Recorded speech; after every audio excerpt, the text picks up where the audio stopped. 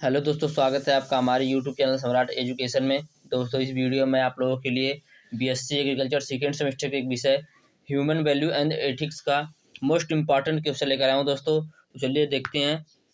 तो दोस्तों, पहले मैं बताने वाला हूँ आईक्यू के बारे में, ईक्यू के बारे में, एक्यू के बारे में और एसक्यू के बारे में। तो पहले देख लीजिए आईक्यू का पूरा नाम क्या है, ईक्यू का पूरा नाम क्या है, एसक्यू का पूरा नाम क्या है, एक्यू का पूरा नाम क्या है। तो आईक्यू का पूरा नाम है दोस्तों इंटेलिजेंस क्वेटिएंट। ईक्यू का पूरा नाम है इमोशनल क्यूटिएंट। एसक्यू का पूरा नाम है सोशल क्यूटिएंट।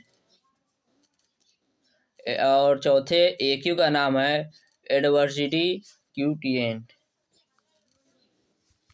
दोस्तों, आप लोग चारों का फुल फॉर्म जान गए, एक्यू, आईक्यू, एसक्यू, यूक्यू का। चलिए अब देखते हैं सभी के बारे में। आईक्यू क्या होता है, पहले आईक्यू के बारे में देख लेते हैं। आईक्यू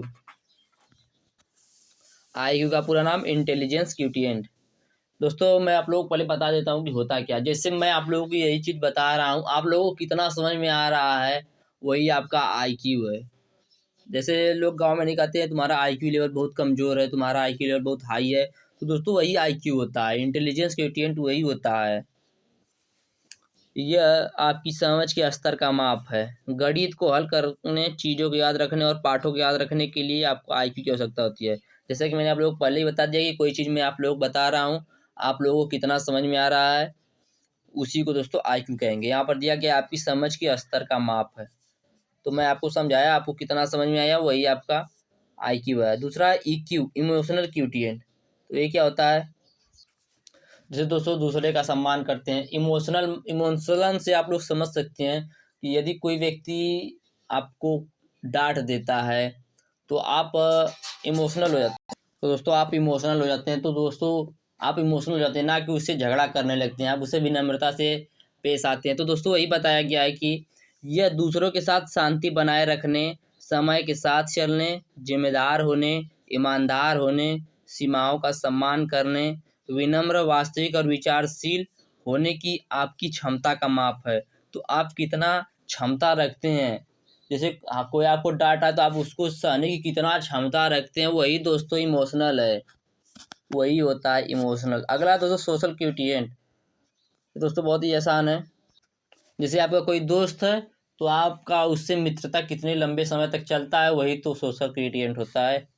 यह आपके मित्रों का नेटवर्क बनाने और लंबे समय तक बनाए रखने के लिए आपकी क्षमता का माप है। आप कितने क्षमता तक उसे बनाए रख सकते हैं, कितने लोगों को बनाए रख सकते हैं। तो दोस्तों हो गया सोशल क्यूटिएंट। अगला देखते हैं एक्यू, एडवर्टिजी क्यूटिएंट। मुसीबतों का सामना करने पर एक ही तय करता है। मतलब दोस्तों जैसे आपके ऊपर कोई मुसीबत आ गया तो एक ही तय करेगा। आपको कुछ पढ़ना है तो एक ही तय करेगा। आपको जैसे कुछ लोग होते हैं परिवार में झगड़ा हो जाता है तो उस परिवार को छोड़ देते हैं। तो दोस्तों ये सब एक का ही काम होता है। और कुछ लोग आत्महत्या करने के लिए विचार करते हैं, तो दोस्तों ये सब एक का ही काम होता है। यही उनके मन में विचार पैदा करता है कि हमें घर छोड़ देना चाहिए, हमें आत्महत्या कर लेनी चाहिए, हमें ये विषय पढ़ना चाहिए, हमें ऐसे रहना चाहिए। तो दोस्तों ये सब एक्यू का काम है। तो उम्मीद करते हैं आप लोगों को आईक्यू, एसक्यू, एक्यू, ईक्यू समझ में आया होगा। फिर से मैं आप लोग को जल्दी बता देता हूँ। आईक्यू क्या आता है? कोई व्यक्ति आपको कोई भी विषय आप पढ़े, जितना आपको समझ में आया वही हो गया आपका आईक्यू। एक्यू क्या होता है? आपके अंदर विचार पैदा करता है कि हमें घर छोड़ा देना चाहिए, हमें यह पढ़ना चाहिए, हमें आत्महत्या कर लेनी चाहिए, ऐसे विचार को पैदा करता है आईक्यू। एसक्यू क्या होता है? एसक्यू जैसे आपके कोई मित्र हैं तो उनसे आपकी मित्रता कितने लंबे समय तक है और कितने लंबे स्तर से है और कितने लोगों से है। दोस्तों ये हो गया एसक्यू। उसके बाद है ईक्यू। ईक्यू क्या होता है? इमोशनल क्यूटिएंट। इसका मतलब होता है कोई किसी ने आपको डांट दिया तो आप इमोशनल हो गए और उसके प्रति विनम्रता से भाव आते हैं। आपकी कितनी क्षमता है विनम्रता में रहने की। तो दोस्तों वही हो गया ईक्यू। अब देख लेते हैं आईक्यू और ईक्यू में अंतर। अगर आईक्यू ज़्यादा है और ईक्यू कम है तो हम परिपक्व नहीं हो पाएंगे। आईक्यू का मतलब दोस्तों इंटेलिजेंस क्वोटिएंट और ईक्यू का मतलब इमोशनल क्वोटिएंट। अगर आईक्यू ज़्यादा है और ईक्यू कम है तो हम परिपक्व नहीं हो पाएंगे। अगर ईक्यू कम है और यदि आईक्यू कम है और ईक्यू ज़्यादा है तो हम यथोचित रूप से परिपक्व हो सकते हैं। दोस्तों कहने का मतलब यह है कि यदि आईक्यू ज़्यादा होगा, ईक्यू कम होगा, तो हम परिपक्व नहीं हो पाएंगे, और यदि IQ कम होगा और EQ ज़्यादा होगा तो हम परिपक्व हो जाएंगे। दोस्तों 80% दोस्तों EQ होता है और 20% ही IQ सिर्फ होता है, ध्यान दीजिएगा। अगर IQ और EQ बराबर है तो आप अपने जीवन को परिपक्व और बुद्धिमान तरीके से संभाल सकते हैं। जिन लोगों का ISQ अधिक होता है, दोस्तों ध्यान दीजिएगा, जिन लोगों का ISQ मतलब सामाजिक सोशल क्यूटिएंट, और IQ और EQ कम होता है, वे जोड़ तोड़ करने वाले हो जाते हैं। यदि IQ और EQ संतुलित हैं तो SQ अपने सर्वोत्तम स्तर पर होगा। यदि IQ और EQ संतुलित है मतलब एक स्थान पे हैं तो SQ अपने सर्वोत्तम स्तर पर होगा। आगे देखते हैं ह्यूमन वैल्यू क्या है, मोस्ट इम्पॉर्टेंट है दोस्तों। मैं आप लोग को पहले बता देता हूँ कि ह्यूमन वैल्यू होता क्या है।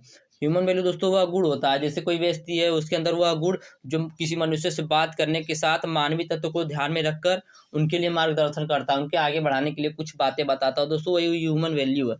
तो देखते हैं, मानवीय मूल्य वे गुण हैं जो अन्य मनुष्यों के साथ बातचीत करते समय मानवीय तत्व को ध्यान में रखने के लिए मार्गदर्शन करते हैं।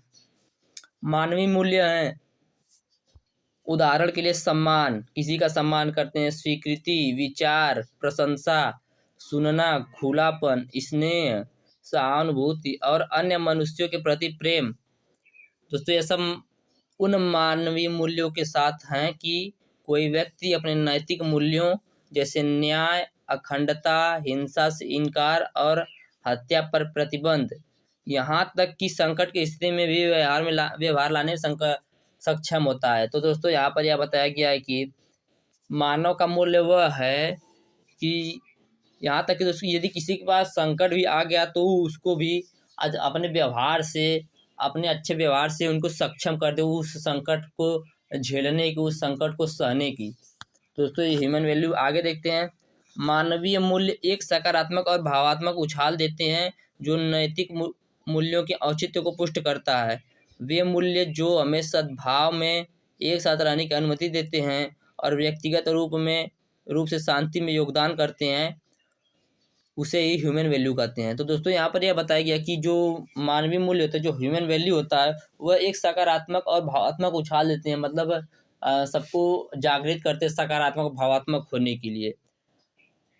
मानवीय मूल्य मानवीय संसाधनों को प्रबंधित करने का एक उपकरण होता है। जो मानवीय मूल्य होता है दोस्तों, मानवीय संबंधों को प्रतिबंधित करने का एक उपकरण होता है और तनाव अधिक होने पर शांति के लिए एक उपकरण बन जाता है। आगे है वैराग्य, डिटैचमेंट, इसको मैंने सीरीज से लिया दोस्तों। वैराग्य, रोगों को त्याग देना।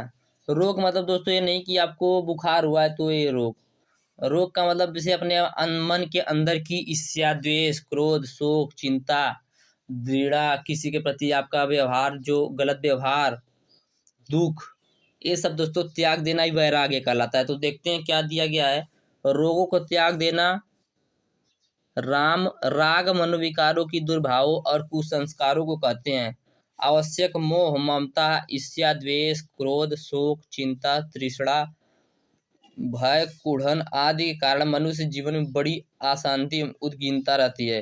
कितने ही लोग अपने को बड़ा दीन दुखी, अभावग्रस्त, संतप्त, अभागा समझते हैं और यह रोना रोते हैं कि हमारे पास अमुक वस्तु नहीं है। दोस्तों आप लोग देखते होंगे गांव में बहुत से लोग ऐसे होते हैं जो रोते हैं और कहते हैं मेरे पास ये नहीं है, वो नहीं है, मतलब दोस्तों बहुत सी बातें बताते हैं। तो दोस्तों हमारे पास मतलब कहते हैं हमारे पास ये वस्तु जिसकी मुझे आवश्यकता है वह वस्तु नहीं है।